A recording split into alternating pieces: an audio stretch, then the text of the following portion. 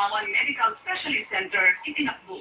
Dito niya nalaman kasama siya sa mahigit 200 residente ng barangay poblasyon sa bayan ng President Rojas ng North Cotabato na nagkaroon ng diarrhea.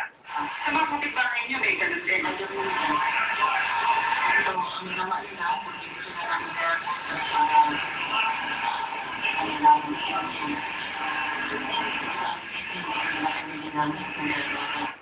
ayon sa Municipal Health Services Office ng President Rojas, karamihan sa mga nagkakasakit ay mga bata at matatanda.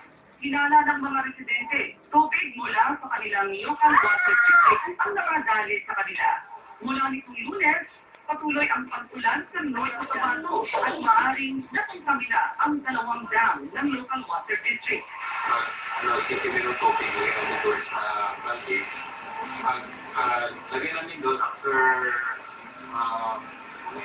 minutes lang. Makita na namin yung mga particles na nandun sa Blanque. Marami talaga. Ano yan? Ba't yan yung dumadaloy sa creek? Ayon sa water district ng President Rojas, kumuha na sila ng water sample para maipadala sa Davao City for water analysis. Na-i-flush na rin nila ang tubig sa kanilang 2 dam.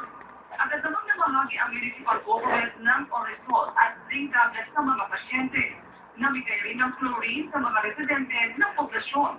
Ayon ng local health, pakuluan ng tubig at ilagay ang tubig sa malinis na container bago inumin.